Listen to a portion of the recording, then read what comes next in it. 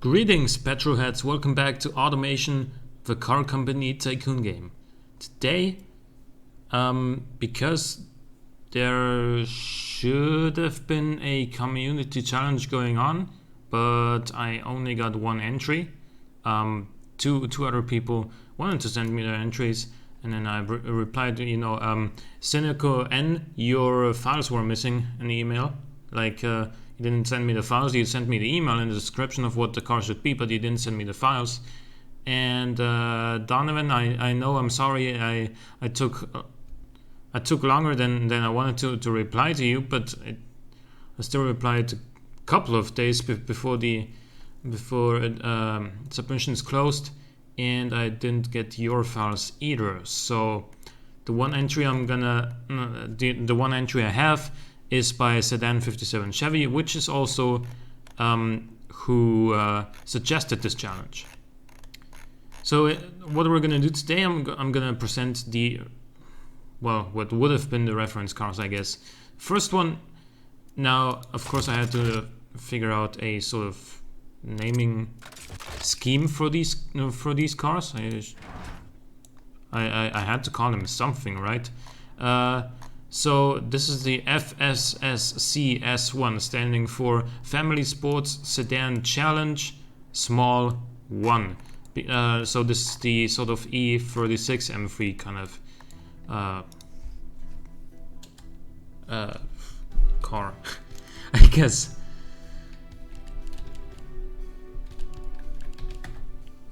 Okay, so we have a body shell that looks very much like an E36. I like that, and I think I did a pretty good job of not making this car look like an E36 though. Well, on the rear it sort of does, but like an E36, E39 kind of vibe to it. Maybe even a little bit of E38 7 Series, you know. But overall, this is going to be the reference car for the smaller sedans that are going to be entered, or that have been entered, well, or rather haven't, before the year 2000. After the year 2000 we have another one, because obviously that time frame was between 1995 and 2004, and in that time you had the E36 M3 and the E46 M3 in real life, so that's why I decided on making two cars of this size as well. We have a steel space frame, we have the wishbones all around, we have fiberglass panels, we have longitudinal engine mounting, of course. We have rear drive, and we have a 3-liter straight-six engine, 88 by 82, 4 valves per cylinder, ALSI block and head, no VVL, forged steel crank, I-beam steel conrod, lightweight forged pistons.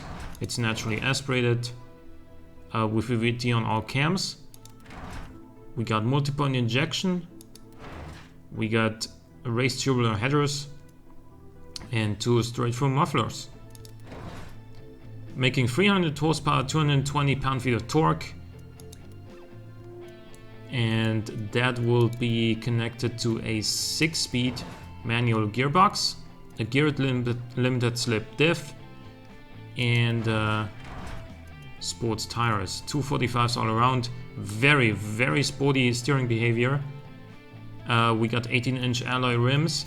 We got vented discs front and solid discs rear.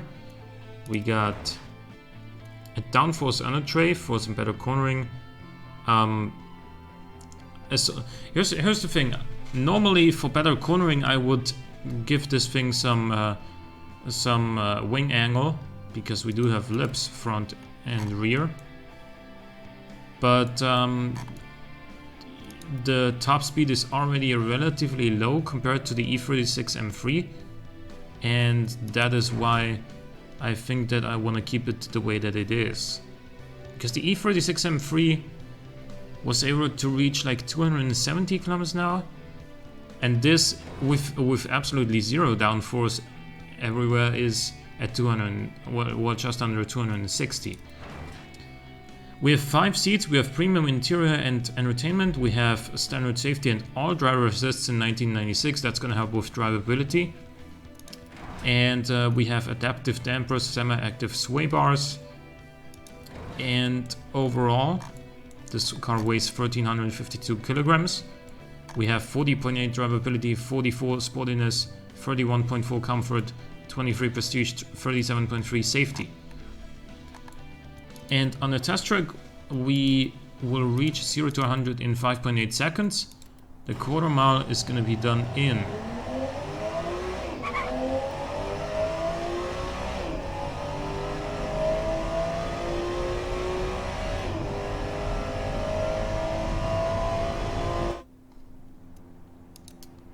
14.23 seconds, so 14.2 on the quarter mile. Top speed, as I said, just shy of 260. And the automation track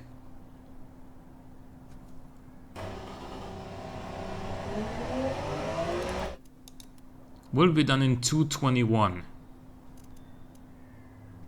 I guess these are the main stats that are most relevant, besides one, and that is, well, you do need to keep in mind that I didn't mess with factories and employees.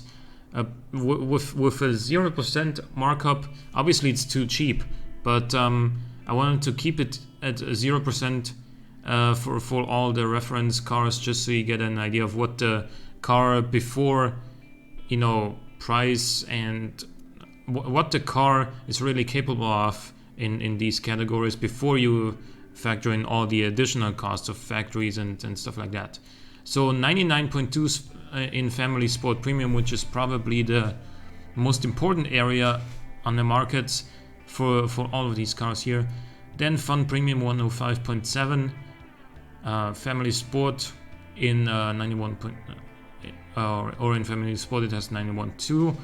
It's got 79.9 in Family Premium. It's got 83 in Light Sport Premium, 90.4 in Light Sport.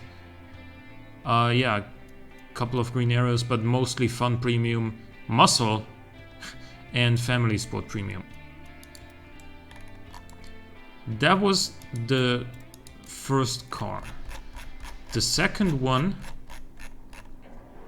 would be the S2 from the year 2000 onwards. That is basically E46 M3 sort of territory.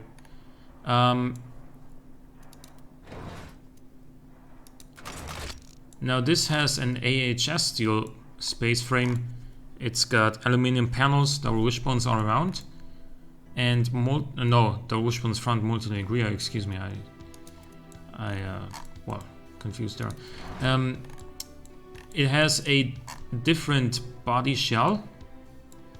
It has, well, still rear-wheel drive. It has like updated looks front and the rear. It's got a 3.2 liter naturally aspirated inline 6. This time with VVL, again from ALSI, and the best possible internals. We got VVT on all cams and VVL2, and it is still naturally aspirated, has multi-point EFI. It's got raised tubular headers and straight-through mufflers. So this thing is now making 330 horsepower, 236 pound-feet of torque, which is a little bit less than the E46 M3, but this car also weighs less. So it has a 6-speed manual, a viscous geared or viscous LSD. It has sports tires, 245s all around, 18-inch alloy rims. 4 piston venta discs up front, 1 piston venta discs on the rear. A fully clad undertray with just a little bit of wing angle front and rear. It has 4 seats with premium interior and standard entertainment, standard safety, all driver assists, adaptive dampers, semi-active sway bars, And overall, this thing has really good drivability at 49.6, 51.2 sportiness, 31 comfort, 27.4 prestige, 41.4 safety. And at 0%, it's even cheaper too than the previous one. So this is very green in a lot of areas. Light Sport Premium, Fun Premium. Family Sport Premium is at 111.5, which is probably the one category that we should be most concerned about. The other ones here could all be like grayish or red, which wouldn't really make a whole have a lot of an impact on this category right here. But Family Sport Premium is really like what this community challenge should have been mostly about. This car does 0 to 100 in 5.3 seconds, and the quarter mile will be finished in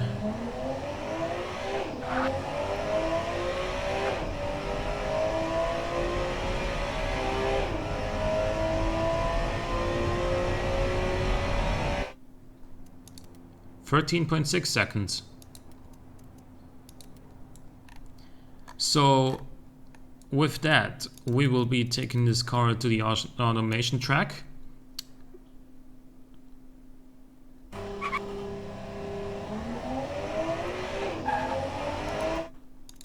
Where it will run a 217.5.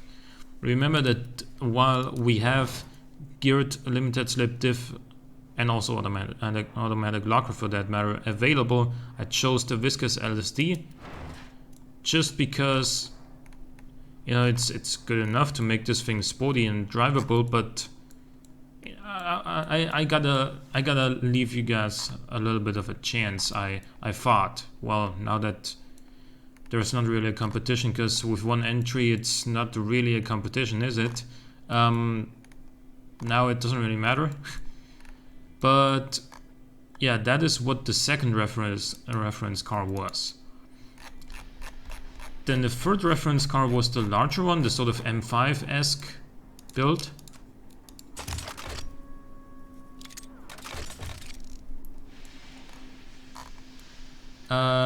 On this car we have an AHS steel monocoque, we have double wishbone front suspension, multi-link rear suspension, aluminum panels, and again longitudinal engine mounting.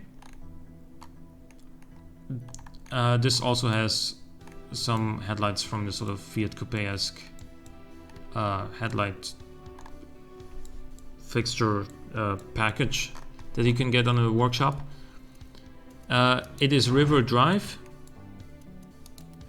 has a 5-liter V8, just like the E39 M5, but yeah, it's from ALSI. It's got no VVL, despite the fact that this is 2001. It's got billet steel crank, I-beam titanium Conrad slide with forged pistons, and a very flat torque curve from like 4,000 RPM onwards, making 450 horsepower, revving to 7,200 RPM. This thing is a powerhouse.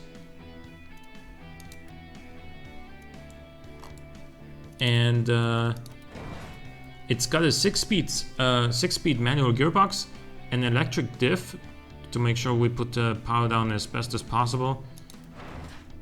275 rear tires, 255s front. I do realize that may be wider than what the M5 had, but I don't remember the tire width of the M5 like by heart. 6 piston vector discs up front, 1 piston on the rear. We got fully clad under tray, no cooling flaps in this one. We have 5 premium seats, premium CD, standard safety, all driver assists. We got semi-active 10% sway bars. A little bit of bottoming out, huh? It's gone now. This thing makes quite a bit of a roll angle, 4.1. That's actually quite a lot. But 49.5 drivability and 46.2 sportiness is actually a really nice combination to have. 33.8 comfort, 33.3 prestige, 48.9 safety. Weighing in at less than 1500 kilograms, this thing is quite a bit lighter than the M5, and it makes 50 more horsepower.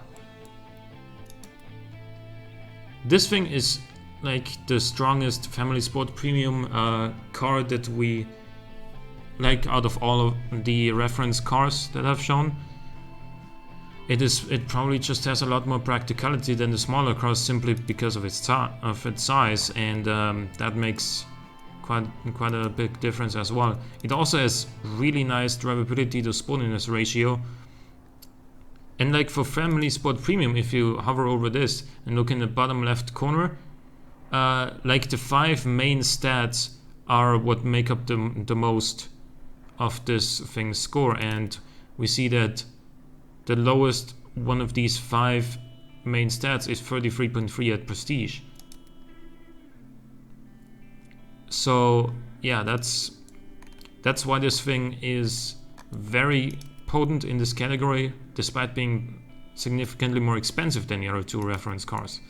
In any case, what are the numbers on this thing? 4.90 to 100.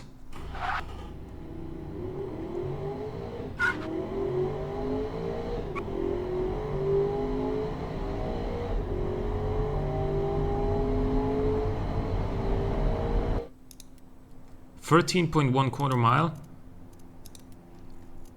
and then on the automation track it would do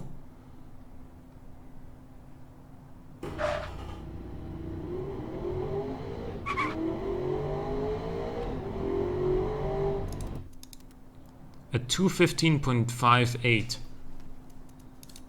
Now I do realize that that's not much faster than the sort of E46 kind of rival that I built, the FSSC S2. But that is because, well, first of all, this thing is heavier, and also it is very nose heavy. But I decided not to mess with that much more, because, you know, again, it is a nice benchmark, but or would have been a nice benchmark for this community challenge, but you know, I wanted to leave you guys a chance. So, right. Well, that is what you guys would have been going up against if the community challenge had more than 1 entry, but it doesn't. So I hope you guys enjoyed the episode nonetheless. Leave a like or a comment if you did. Thanks for watching, and I'll see you next time.